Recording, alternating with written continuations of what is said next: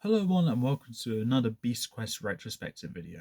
I'm Adam and today we're going through Series 20, The Isle of Ghosts. Now, my opinion on Series 20 was originally kind of negative in my Beast view. I didn't have much nice things to say about this series because I thought all of the Beasts were a bit underwhelming and there wasn't anything great to really mention about them on a Beast retrospective.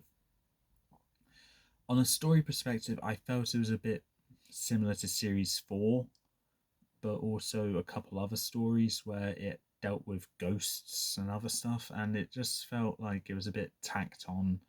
And being the 20th series, I was expecting so much for a milestone series. Now rereading it, my opinion has slightly changed. I still think it's not a fantastic series, but I do think it's a good one now. Probably a rather mediocre series on the bit of a low end, though. I don't know. I haven't really thought about it, really, but yeah. I still think this series is just okay.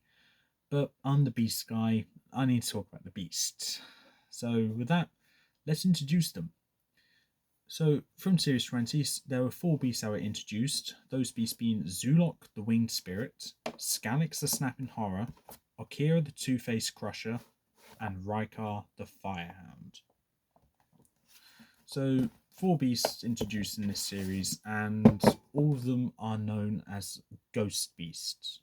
Something which I do find interesting, two of them are actually purebred evil, being Skalix and Rykar, and two of them are actually good beasts, being Zulok and Okira. So, yeah, two good, two evil beasts of the Isle of Ghosts. Yeah. What I need to say about these beasts, though, compared to the design of the beasts from the series before them and also the series after, it's not a great design series, and that's probably where my opinion came in. Because the designs of the Series 20 beasts compared to Series 19 and 21 wasn't a great impression because you had a great design series, then Series 20, and then Series 21 after it, which was better design wise.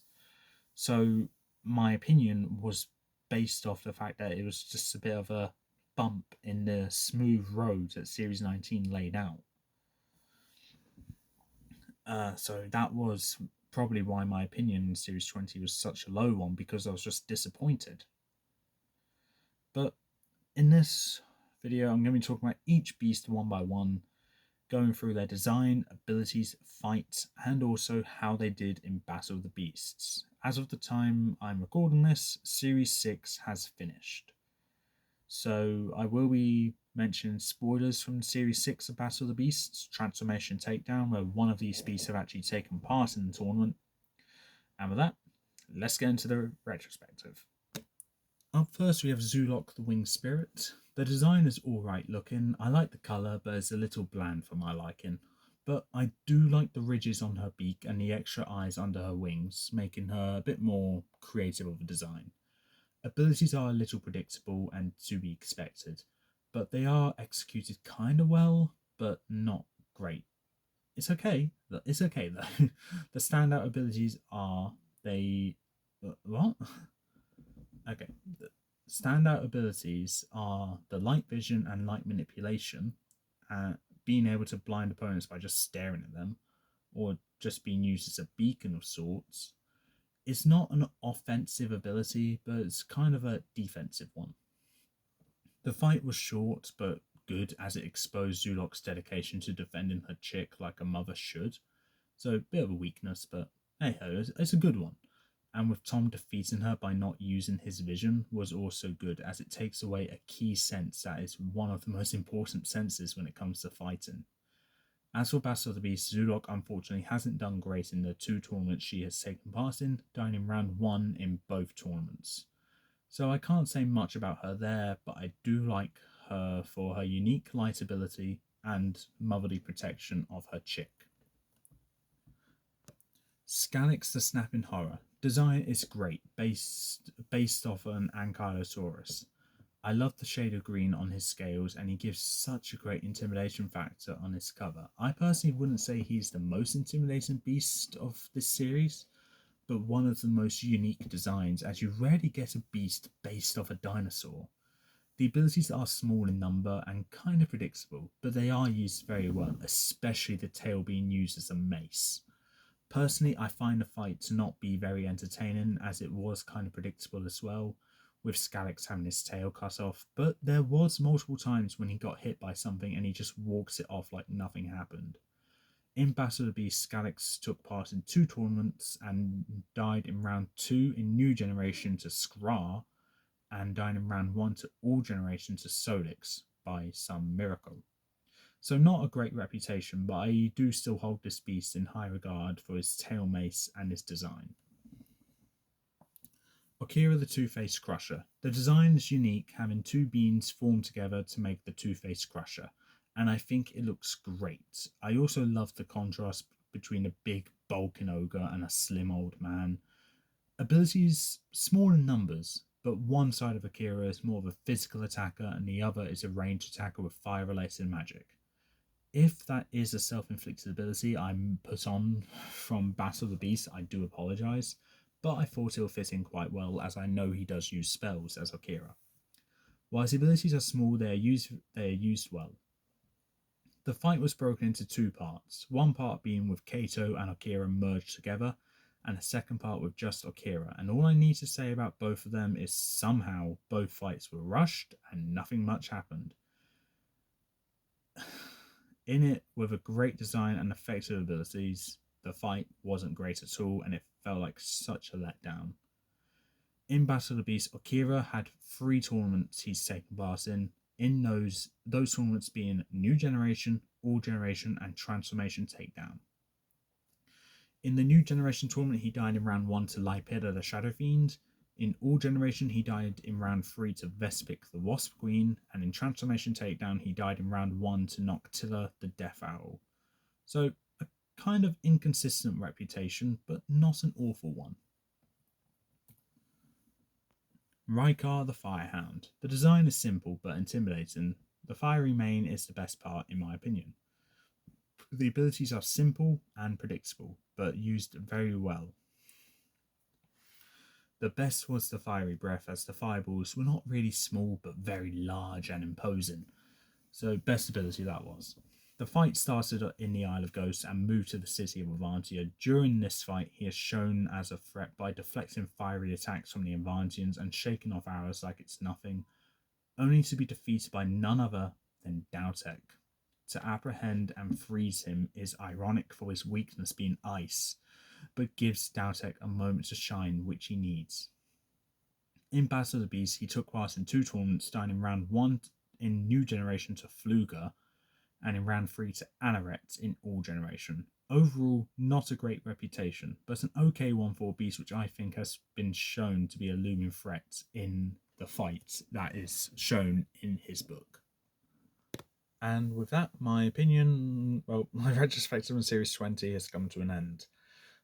Overall, this series right now, as how I view it, I see it as alright story perspective, and on a beast perspective, it starts off a bit weak, but does have good points coming from it, and then it just gets better and then stays at that. So it's more of a mediocre array of beasts where they all have their problems with it, but none of which are major that can really pull it down. They're just not really shooting high. I still think it's a bit underwhelming for a milestone series such as Series 20, and that is an opinion I'm probably going to die with, because I still believe it's a bit underwhelming. If there's anything positive to say about this series, I'd say that it doesn't have any major problems which offends me. It's just more along the lines of there's just a lot of small problems in it. So with that, time to get to the ranking.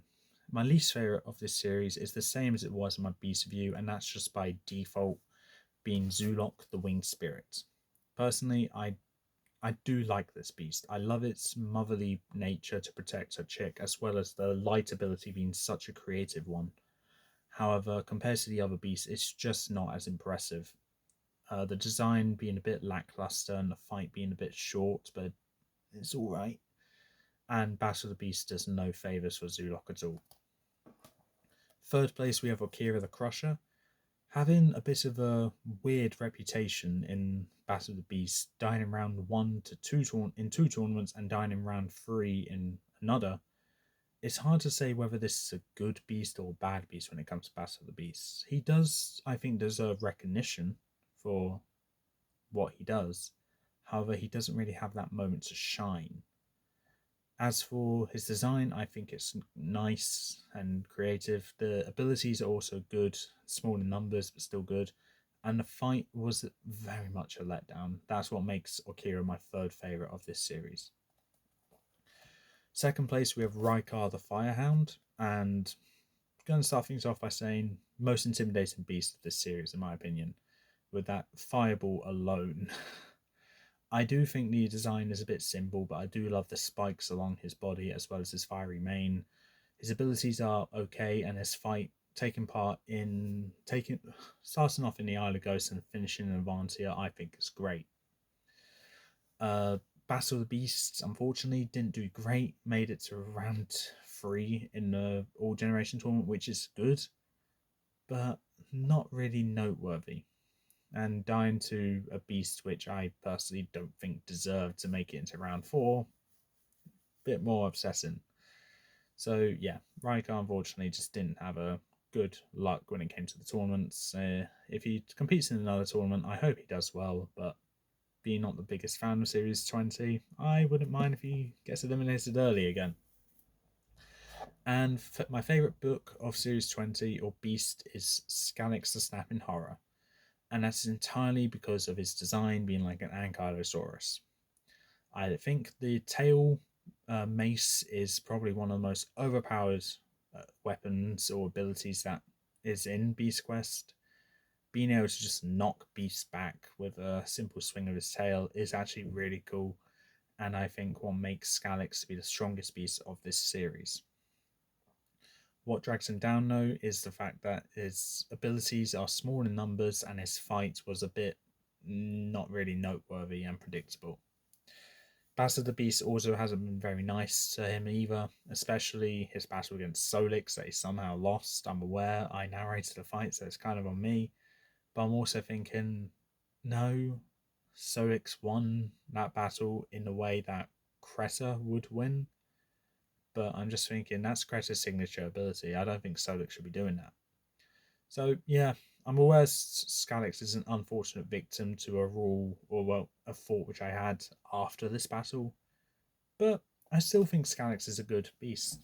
And if you're wondering when Skalix became my favourite of Series 20, it actually came from some videos I did in a few months ago where I talked about the strongest beast of each series of Beast Quest, where Skalix was the representative of Series 20 and was one of the strongest beasts, which I still stand by. With that tail mace alone, he's going to knock out a ton of beasts and win. So yeah, that is my opinion on the Series 20 at the moment. Personally, I would say it's not as good as Series 19, but it's better than Series 16, 17, and 18. It's better than Series 14, and compared to Series 15, it's not as good. And overall, Series 20 is just okay. It's nowhere near as good as Series 19 or 15, and I would say it's barely better than Series 17 on the Beast perspective. But with that, that's my opinion on Series 20. If your opinion is different, please leave in the comments below what you think of Series 20. And with that, that's all for this time. If you like what you saw, you comment, don't subscribe, and I'll see you in the next video, where I'll be doing some ranking videos. Till then, peace out.